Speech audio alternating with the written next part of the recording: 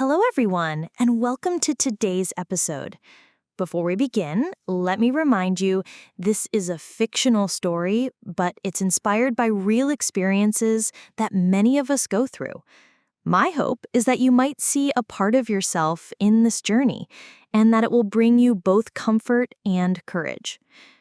Claire Morgan was 27 years old when she decided that something in her life had to change. She had always been diligent, the kind of person who stayed late at the office and double-checked her work. But when it came to learning something new, especially English, she felt like she was always the slowest person in the room. Every time she opened her mouth in class, she could hear her own mistakes echoing back in her head, almost louder than the teacher's voice. And every one of those mistakes became a reason to criticize herself.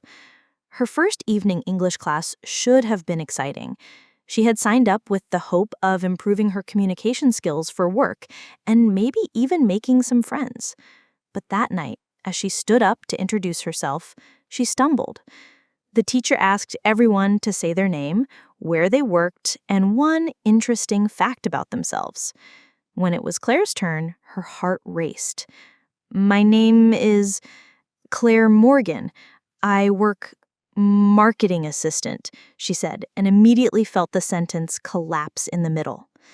The teacher smiled politely, corrected her, "I work as a marketing assistant," and asked her to repeat. Claire tried again, but her voice was trembling. Then came the word comfortable. She pronounced it as comfortable, breaking it into awkward pieces, and the class giggled softly. It wasn't cruel laughter, just a natural reaction, but to Claire it felt like a spotlight on her inadequacy. After class, she walked home under the dim streetlights, her bag feeling heavier than usual. The sidewalks were quiet, but inside her head, there was a storm of self-criticism. How could I get that wrong? It's such a common word. Why didn't I prepare more? Maybe I'm just not good at languages. It wasn't just English. At work, her team had recently started using new software for managing projects. Everyone else seemed to pick it up quickly, but Claire kept clicking the wrong buttons and getting lost in the menus. Once, she accidentally erased a file name and panicked, thinking she had deleted the document entirely. Her colleague restored it in seconds, but the embarrassment stayed with her for days. Her pattern was always the same: make a mistake, blame herself, and carry that guilt like a heavy coat she couldn't take off. She believed that if she were truly capable, she wouldn't make mistakes at all. So, in her mind, every error was proof that she wasn't good enough. One Friday night, she sat alone in her small apartment, the hum of the refrigerator the only sound in the room. Her English textbook lay open on the table, but she couldn't focus. Instead, she stared at the same page for 20 minutes, thinking about how other people seemed to learn faster, speak more fluently, work more efficiently. She wondered if something was wrong with her, if maybe she was just less capable than the rest. What she didn't know yet was that this belief, this habit of constant self-blame, was her biggest obstacle. Not her intelligence, not her ability to learn, but the way she treated herself every time she stumbled. That night, she closed the book and whispered to herself, "I don't know how to fix this, but I can't keep going like this forever." It was the first time she admitted to herself that something had to change. She just didn't know what, or how, or when. But the seed had been planted, and seeds, even the smallest ones, have a way of growing, if you let them. It happened on a Tuesday, a day that pretended to be ordinary. The office felt like a maze of low gray cubicles and the soft tapping of keyboards. Claire stayed late to finish a monthly report in the new project system, the one she still couldn't use without opening the help page every 5 minutes. 2 coworkers had already left. Someone's empty mug sat abandoned by the sink.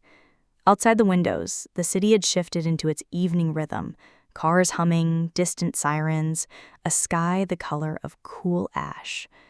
She stared at the dashboard and clicked the wrong tab again. An error box popped up like a scolding finger. She sighed and pinched the bridge of her nose. That's when Daniel appeared, carrying his backpack and a jacket over one shoulder. He was a few years older, with the kind of calm that made you think he had a map when everyone else was guessing. "You're still here?" he said gently. "Do you need a hand?" She forced a smile. "I keep breaking this report. It should be simple, and I just can't make it work." Daniel pulled up a chair. "Show me." She explained what she'd done, stumbling over her words like she did in English class. He watched without judgment, and when she finished, he nodded. "You're close. You're just filtering the wrong field here." He walked her through it once, then made her do it again on her own. When she still clicked the wrong place, he laughed, but not at her. It sounded like sunlight. "You know, my first month here, I almost deleted an entire client file. I didn't, thankfully, but I clicked the button that asked if I was sure I wanted to delete it. I stared at that pop-up for a full minute." Claire looked up. "Really?" "Really," he said. "I learned more from the mistakes I almost made than from any manual. Manuals tell you what to do. Mistakes show you where you're still human." She let those words echo in her chest. Where you're still human. She wanted to write them on the wall. They finished the report together. It wasn't magic. It was method. At one point, she reached for the mouse and paused. "I'm afraid I'll mess it up again," she admitted. "You probably will, and you'll fix it again, and next time you'll fix it faster. That's how this goes." They walked out of the building together. The air held a light chill, and a food cart on the corner breathed out the smell of grilled onions. Daniel waved and said, "Go home, eat something good. Tomorrow you'll be better at this than today." On the train, Claire stared at her reflection in the window, tired eyes, a strand of hair escaping from behind her ear, the faint determination forming somewhere under her ribs. She took out her phone and typed a note. "Every mistake taught me something." Then she added another line. "What did today's mistakes teach me?" She began answering her own question. "When I click the wrong thing, I panic. Panic turns the mind into a small, dark room. If I breathe first, the room gets bigger. When I'm corrected, my attention flies to embarrassment. I can bring it back to information. When I'm afraid of making a mistake, I move slowly and guess less. But learning needs guesses." By the time she got home, the note had grown into a paragraph. She stuck a yellow sticky on her laptop. "Mistakes mean you're learning." It looked a bit cliché, like something printed on a mug, but for her, it was a rope to hold on to. The next morning, she tried a new experiment. Before opening any app, before reading any email, she closed her eyes and said out loud, "I will make mistakes today, and that's okay. I will learn from them." Her voice sounded awkward in the silence, like a new pair of shoes, stiff but hopeful. She repeated it again, slower. Then she began her day. That night in English class, the teacher led a role play, ordering at a cafe, returning a purchase, making a small complaint. Claire paired with a woman named Hannah, who wore a bright scarf and spoke softly. When it was Claire's turn to be the customer, she paused on a phrase. I would like to, exchange this? Is correct?"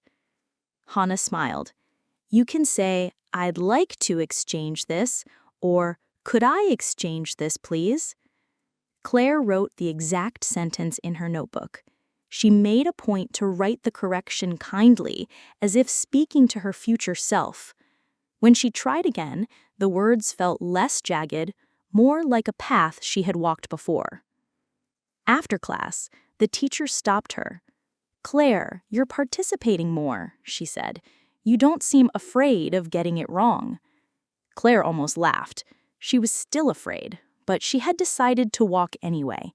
"I'm practicing something, allowing the mistakes to happen." The teacher nodded. That's the most advanced skill we learn. On her way home, Claire noticed things she rarely noticed. A cat sitting like a philosopher on a stoop. A couple arguing softly and then holding hands. A small child counting the stairs out loud, missing numbers and still arriving at the top. She thought, we learn the same way we breathe, imperfectly, persistently, without applause. She went to sleep and dreamed of a corridor lined with doors. Each door had a label: grammar, pronunciation, confidence, software, friendship. When she opened a door, there was not a throne or a certificate.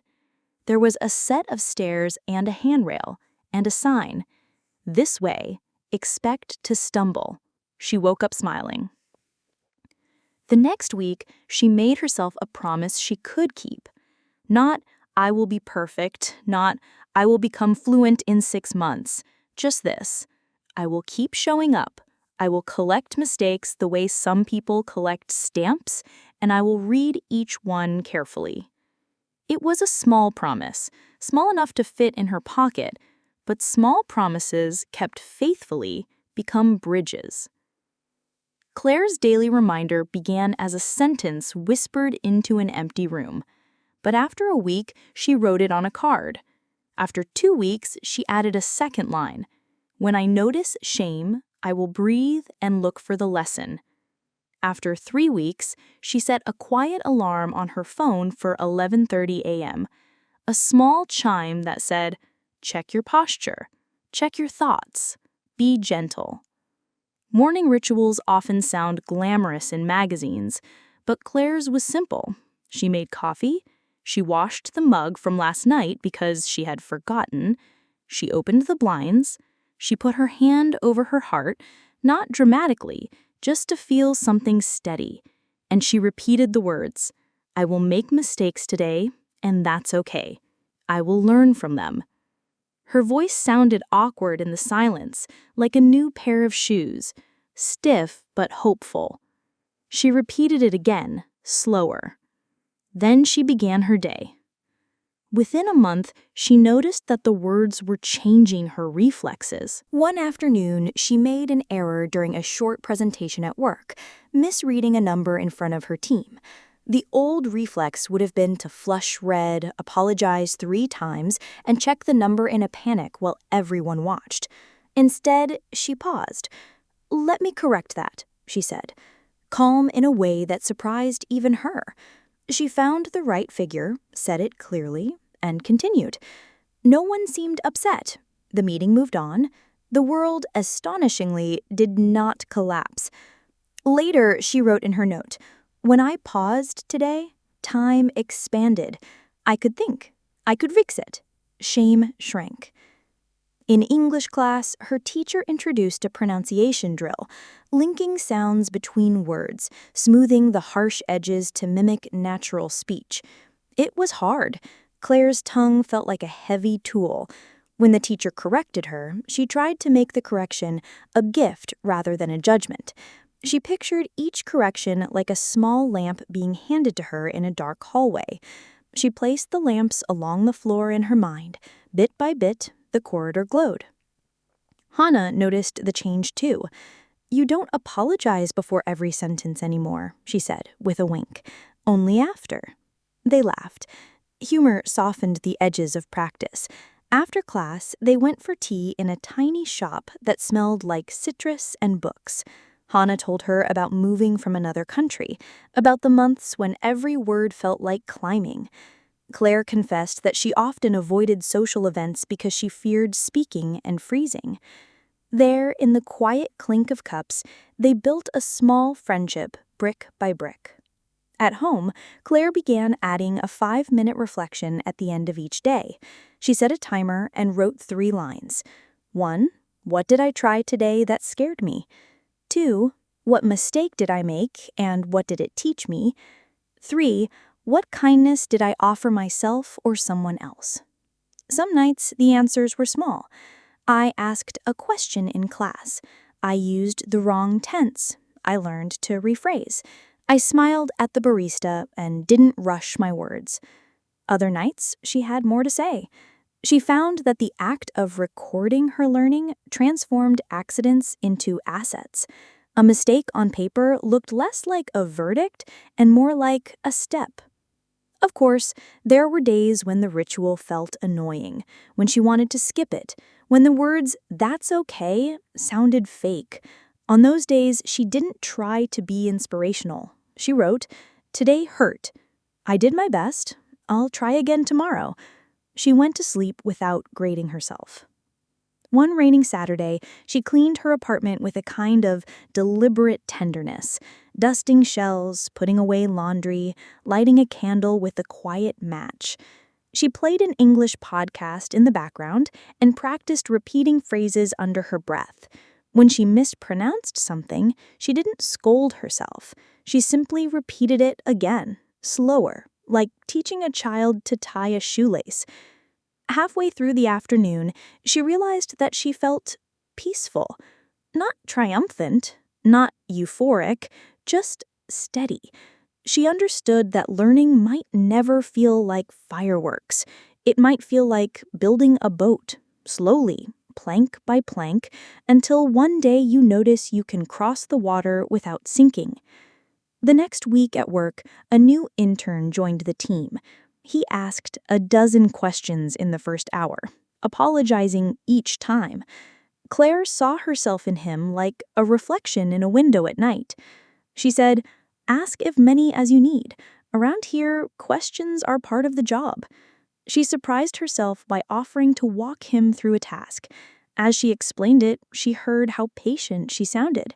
She realized that the words she had been saying to herself, "be gentle, breathe, try again," were now flowing out toward someone else.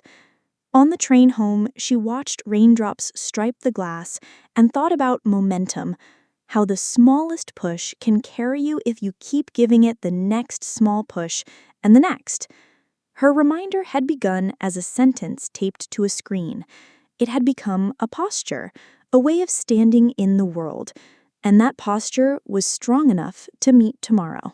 3 months into Claire's new practice, her manager invited the team to a networking event, an evening mixer with clients and partners, the sort of thing that asks you to balance a plate, a glass, and a conversation all at once.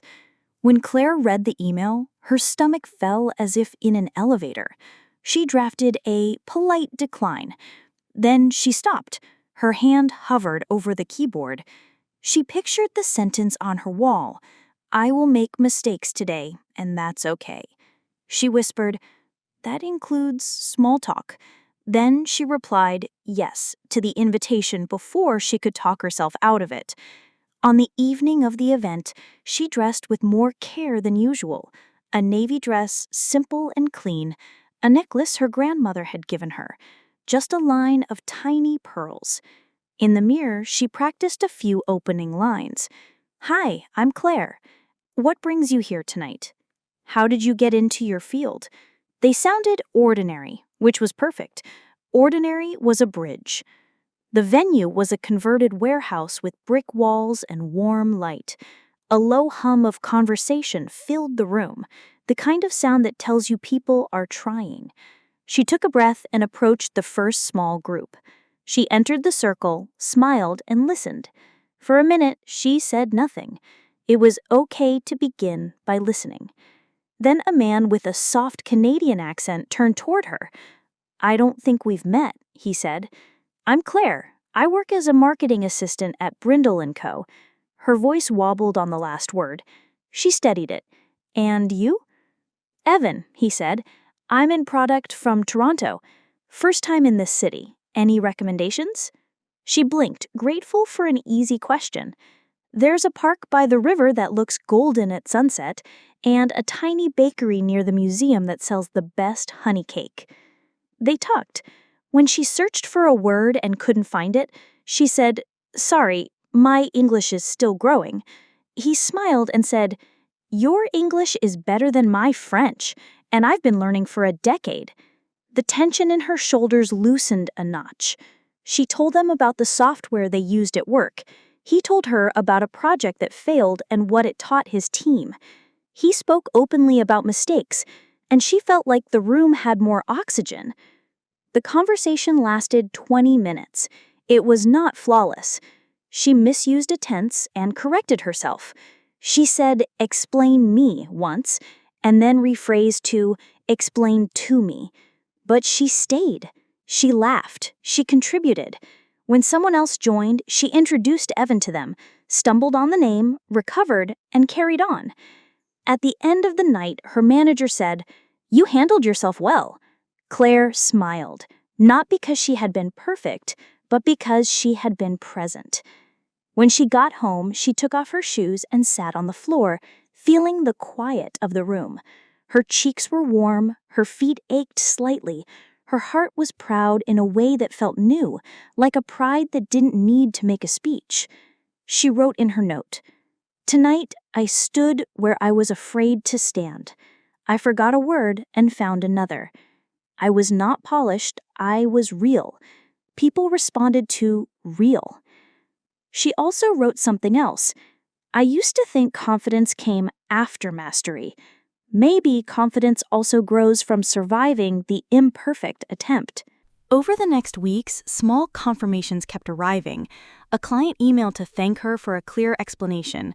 A coworker asked her to review slides because you catch things and you're kind about it. In class, she volunteered to read a dialogue out loud. Her voice wasn't loud, but it was steady, and the steadiness felt like a promise to herself. Still, not every day was smooth. One afternoon, she misunderstood a request from her manager and delivered the wrong version of a report. She realized it 5 minutes before a meeting and felt that old flush of heat rise up her neck. She wanted to hide. Instead, she took a breath, walked into the office and said, "I misunderstood the spec. I can fix it in 10 minutes. Will you give me that time?" Her manager looked relieved and said yes. She worked fast and corrected it. The meeting went on. Later, Daniel patted the desk and said, "That was leadership." She laughed. "Leadership? I made a mistake." He shrugged. "Leadership isn't never messing up. It's owning the mess and moving the work forward. People trust that." Claire went home and wrote, "Confidence is not a finish line. It's a way of walking." That weekend, she went to the park by the river and sat on a bench. She listened to 2 children invent a game with rules so complex they had to keep revising them. When a rule didn't work, they changed it without shame. She thought, somewhere along the way, adults start treating mistakes like verdicts. Children treat them like information. She closed her eyes and decided to keep learning like a child. Curious, resilient, quick to try again. The turning point, she realized, wasn't the networking event itself. It was the discovery that her fear could travel with her without driving. She didn't have to eject fear from the car. She could ask it to sit quietly in the back seat and keep her company while she drove toward the life she wanted. Claire's new stance toward mistakes began to shape small choices she didn't know were connected. On a weekday evening, she tried a new recipe she'd bookmarked months ago, lemon chicken with rosemary and a pan sauce. She seared the chicken with too much heat and burned the first side. The kitchen filled with that sharp smell of almost but not quite smoke. The old script would have been, "You ruined it. You always ruin it." The new script sounded different. "Okay, lower the heat. Start again. This is practice too." She finished the dish on the second try. It wasn't restaurant level, but it was tender, bright with lemon, and entirely edible. She ate standing up, smiling at herself for the silly victory of a good sauce. At work, the intern she'd helped in episode 3 began to find his footing. He still apologized for every small misunderstanding. One day, after his third "sorry" in 2 minutes, Claire said, "Let's try a trade. Each time you want to say sorry, say thanks for the clarification instead." He looked startled and then relieved. By Friday, he was thanking people left and right. The tone of the team shifted subtly, from blame to gratitude, from fear to collaboration. Her English teacher, noticing Claire's consistent engagement, asked if she would join a small study group on Saturday mornings, just 3 students working on conversation and pronunciation. The idea made her nervous, but she said yes.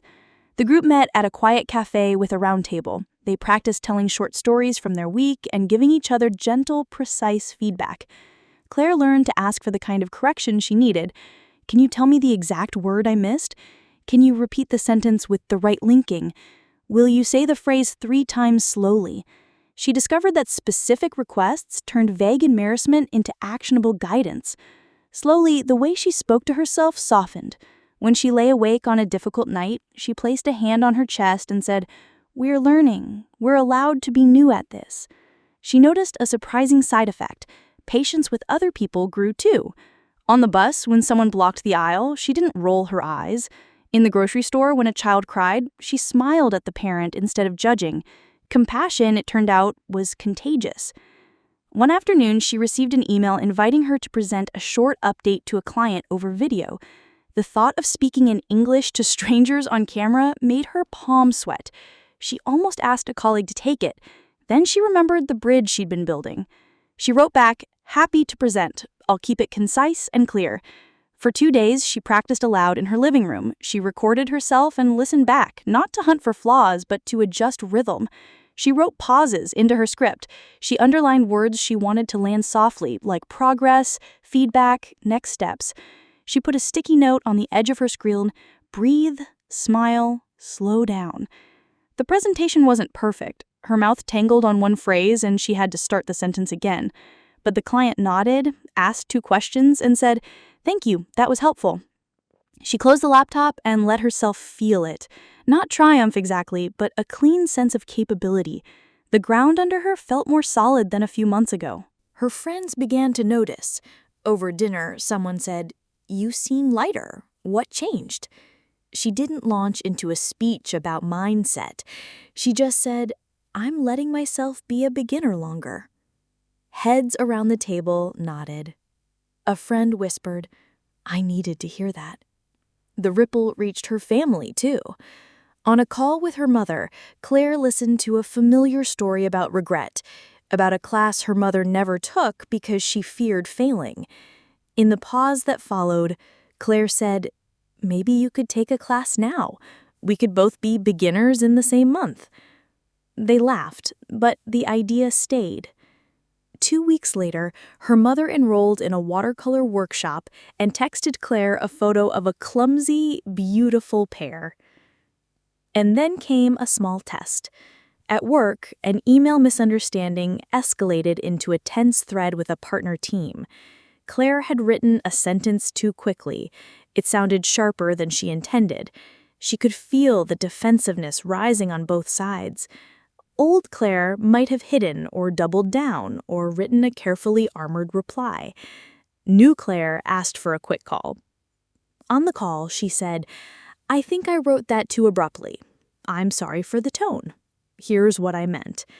The tension dissolved. They resolved the actual issue in 7 minutes. She hung up and wrote in her nightly note, "Repair is a skill.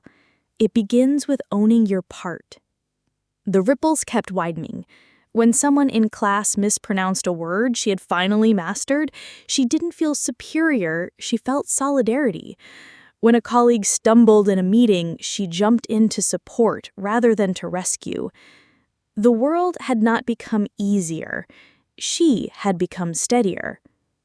One evening, as she washed dishes, she realized the biggest change. She trusted herself to survive the next mistake. That trust frees a lot of energy. Energy she now poured into practice, into patience, into the kind of persistence that doesn't need applause to keep going. Nearly a year after the first sticky note, Claire pulled out her earliest notebooks. The pages looked chaotic. Crossed out verbs, arrows pointing to better word choices, phonetic spellings scribbled above misspelled terms, little stars where a teacher had nodded yes. She ran her fingers over the dents her pen had made on frustrated days. Instead of shame, she felt gratitude. Each mark was a footprint. Together, they formed a path. She recorded a voice note to herself, a habit she had picked up to track progress. Today, I had a conversation with a client about timelines. I paused when I couldn't find a word and used another. My sentences felt simpler but clearer. I understood their questions without asking them to repeat. I still made mistakes. I also made sense. She decided to celebrate, not with a grand gesture, but with a ritual of acknowledgement. She brewed tea. She wrote 3 letters, one to Daniel for sitting beside her when she wanted to quit, one to Hannah for sharing tea and courage, and one to her teacher for the lamps placed along the hallway. She wrote a 4th letter, too, a letter to her past self, the one who had walked home under dim streetlights after that first class, convinced she was foolish. "Dear Claire," she wrote, "you were never foolish. You were brave. When the laughter felt loud, you kept going. When the software felt impossible, you learned to breathe. When the room felt too bright, you stayed anyway. I'm proud of you for staying." She didn't mail that letter, of course. She folded it and placed it between the first and last pages of her notebook, a bridge made of paper.